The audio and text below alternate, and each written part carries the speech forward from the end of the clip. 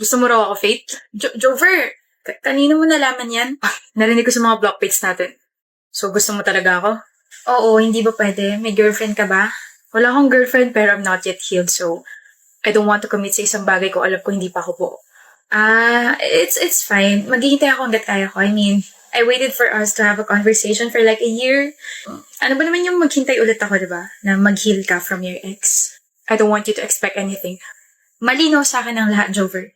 Thank you for being honest. I really appreciate it. Okay. Akala ko ba may something na sa inyo ni Jover, Faith? Nakita kayo magkausap last week o bakit hindi na kayo nagpapansinan? Hindi pa siya nakaka-move on sa ex niya kaya mas maganda if wag niyo na lang kami asarin kasi baka uncomfy siya eh. Eh what if wala ka talagang tiyan? Eh di wala. Pangit naman kung ipapressure ko siya, di ba? Faith.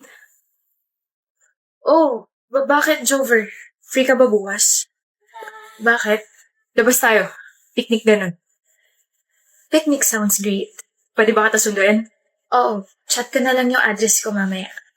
Okay. You're early. Jover. Oh, sorry. Excited lang. Your dress looks nice and sobrang ganda mo. Thank you. Tara na. It's been 8 months since our last conversation. Medyo weird lang sa feeling na magkasama tayo ngayon. Do you have any idea kung bakit niyaya kita ngayon? Naka-move on ka na, no? 4 months ago pa. Seryoso? Tsaka ngayon lang kita niyaya kasi gusto ko sigurado ako sa feelings ko and ayoko maguluhan ka sa akin.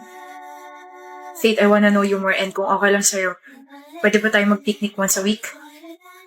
Sobrang okay sa akin yung Jover. Sinasagot na kita, Jover. Gising ka? Hindi naman ako tulog, madam.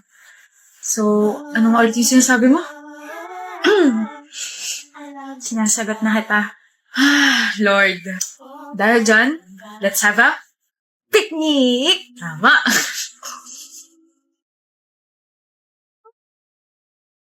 Hello po, tita. Iha yung anak ko. Bakit po? Ano po nangyari kay Jover? Papunta na po siya rito sa bahay namin. Sinaksak ang anak ko. Pinatay siya. Po? What's wrong, love? Jover. Love. Wala. Nightmare lang. Kala ko naman kung ano nangyari sa'yo. Go back to sleep. Tatabihan kita maya-maya lang.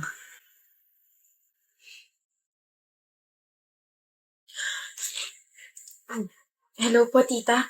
Pupunta ka naman sa death anniversary ng anak ko, di ba? Di ba, Iha? Miss na kita, Faith. Yes po. I'll be there. Jover, it's been 12 years pero hinahabol pa rin ako ng brutal na pagkamatay mo. Kung hindi ba kita sinagot, walang mangyayaring ganon. Kung hindi ako nagkagusto sa'yo, hanggang ngayon mabuhay ka pa rin. Paano ba yan, Esther? Nataasan na naman kita. Ano nga ulit yung score mo? 47/50? Ako kasi, perfect. Paano ba yan, Rave?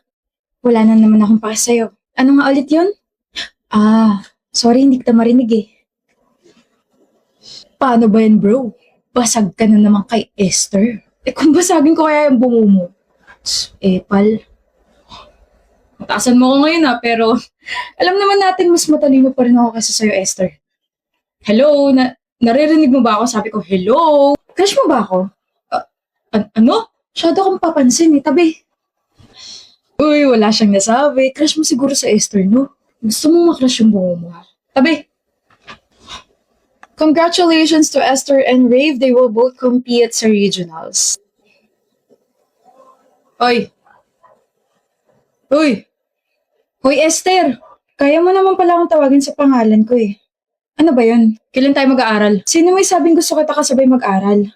Napakasungit talaga. Sandali, hindi pa ako tapos. Ano? Sabi ni Ma'am, we have to study together para magkaroon tayo ng connection. Meron naman tayong connection ah. Paputol-putol nga lang. Hoy, Esther. Napabigay ni Ma'am materials to review raw. Thank you. Yun lang? Bakit? Hindi mo ba kuya yayain mag-aral? Ayaw nga kitang kasabay. Bakit nga? Bakit mo ba gusto malaman? Gusto kong malaman kung ano yung babaguhin ko para maging okay tayo. I mean, Kahit ngayon lang, ayoko munang mag-away tayo. Gusto kong manalo tayo. Baka kasi mamaya, dahil sa pride mo, matalo tayo. Baka mas matalo pa nga tayo dahil sa kayabangan mo. Upo. Bakit bang sungit-sungit mo sa akin, ha? Ginugulo mo kasi ako palagi. Pag hindi na bakit ang ginulo, magiging maayos na ba ako sa paningin mo? Hindi. Nag-aaral ka na? Wait, kanina ka pa ba nandito? Sana nag-chat ka kaagad para napuntahan na kita kanina pa. Okay lang, lagi naman ako maaga mag-aral eh. Here, sinulat ko na yung mga important notes sa kailangan natin pag-aralan. Kumain ka na ba? Hindi pa, mamaya na. Kumain ka muna. Rave, kailangan natin maghabol. Pwede bang kahit ngayon lang makinig ka muna sa akin? Kahit ngayon lang, huwag ka muna makipagtalo sa akin, Esther. Iligpit mo yan, sabihin mo sa akin kung ano gusto mo, mag-order ako, kakain tayo. Okay, tapos na ako. Mali sagot mo. Mali? 6 dapat, hindi 4. Saan mo nakuha yan? Sa kulangot mo. Wow! Si Esther, marunong namang bara. Wow, si Rave, tingin sa akin lababo. Tama nga sila. Yung mga matatalino, sila yung mga walang sense of humor. Pero, syempre naiiba ako. Aray ko, ituro mo na lang sa akin kung paano naging ganun yung sagot. Marunong ka naman palang umiti eh. Huwag mo nga i-gatekeep yan. Ganda mo kaya. Ready ka na? Okay ka lang? Oo, kulang na sa tulog. Sabi ko naman kasi sa'yo, maaga ka magpahinga. Pwede bang wag mo na akong pagalitan, Rave? Let's just finish this competition tapos bumalik na tayo sa dati. Why are you giving me that kind of attitude? Akala ko ba okay na tayo? Ano yung gusto mo ha? Yung dati? Na inaasar kita tapos ikaw wala kang pakialam sa akin? Ayoko. Pinakisamahan lang kita for extra points. Huwag kang umusta na close tayo. I have some good news. Ano yun, Ace? Kasama ako sa math competition next week. Ay, paano? Paano, Brea? Highest ako sa exam, diba? In-announce pa nga ni Ma'am. Okay. I mean, I get to compete with other schools.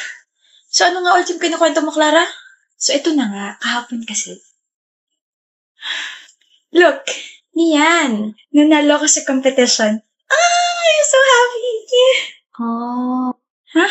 Bakit? Ano ba gusto mo reaction namin? Wala man lang congrats? Para kasi hindi naman kayo masaya para sa akin. O diba sabi sa'yo, magdadrama na naman yan eh. Para naman kasi napaka-big deal ng congrats sa'yo. Of course, big deal yon kasi kaibigan ko kayo. Mana yan, puwet ka na siguro kakaaral. Tama. Para sa kantin. Congrats, Ace. Galing mo. Thank you, Hannah. Congrats ulit, Ace. Para saan? Di mo pa ba alam? Kasama ka sa honor list. Talaga? Yep. Deserve mo mag-celebrate. Kain tayo sa labas. Ano meron? Kasama ako sa honor list. Talaga? Oo nga. Talagang makakasama ka kasi di ba mayaman magulang mo? Anong sinasabi mo dyan, Brea? Bakit? Totoo naman, di ba? Kaya ka lang naman nagiging representative ng school, tsaka kaya ka kasama sa honor list kasi may kapit ka. Aminin mo na, friends mo naman kami. Oo nga, tsaka baka mamaya is pinangalan sa'yo kasi you're born to ace the quizzes and exams because of your connections. Hindi totoo yan. Nakita namin yung advisor natin, nakausap yung mama mo nung nakaraan. Baka mamaya may bagong pinipish sa competition for ace kapalit ng pera. How can you both say that? Wala kayong alam. Kaya kausap ni mama yung advisor natin kasi nagpapasalamat siya for guiding me.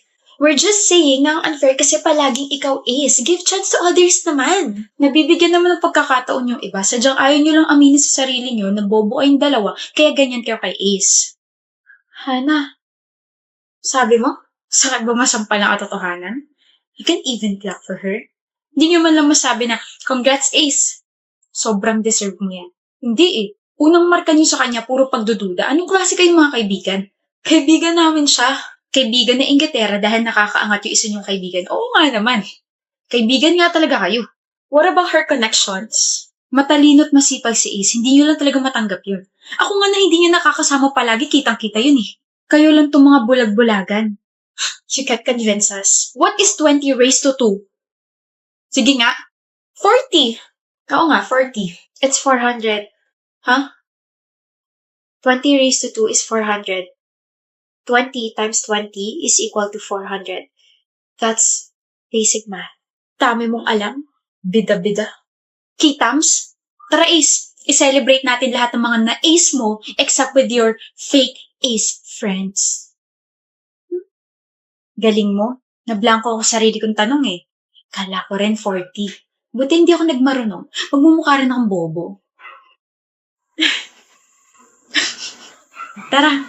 Mom, alis na po ako Here's your allowance. Meron pa po ako Gamitin niyo na lang po yung pambili ng next groceries natin. Billy, bye na po, Ma. Take care of myself sa school. I love you and tell Dad that I love him too, okay?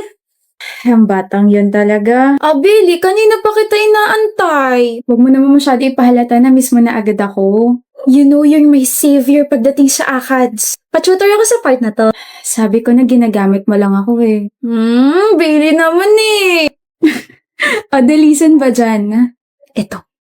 Congratulations, Billy, running for highest honors college. You're really making us proud, ha? Keep it up. Thank you po. Hindi niya naman kailangan pumalakpak. Deserve mo naman talaga. Sad pa nga, lalo pang nilakasan. The dress is giving, Billy. Thank you. You wanna get the link ba? Pwede? Hindi mo i-gatekeep? Hindi lang naman ako yung pwede magsuot ng damit na to. Thank you! Ang bait-bait mo talaga kaya ang daming humahanga sa'yo eh. Ano ka ba? Hindi naman. Anong hindi ko dyan? You have a perfect life, Billy. You're a very good friend, schoolmate, and classmate. Tapos your family is very, very rich pa. You're a loving girlfriend and may perfect relationship pa with Jules. Beauty and brains ka pa, tapos you're super kind pa. Baka lumaki ulo ko niyan na. Wala kaming pake kahit maging megamind ka pa, we will still love you, Billy. Thank you, Laya. And you know my name pa? Oh my gosh! Of course, nagkaroon na tayong interaction dati, diba?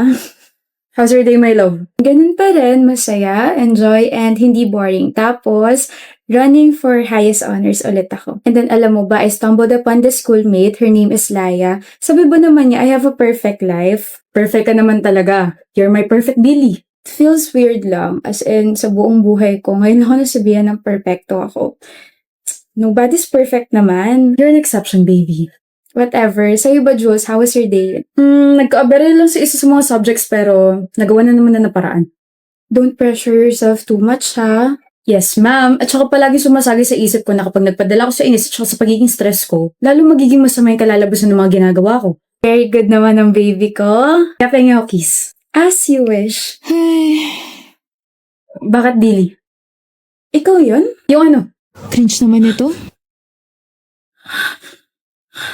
Narinig mo yun? Billy, are you okay? Pinagtitripan mo ba ako, Jules? Okay ka lang ba? Ano ba sinasabi mo? Huwag ko na lang kaya ilagay itong part na to sa POV na to. Medyo cringe kapag naghingi pa siya ng kiss eh.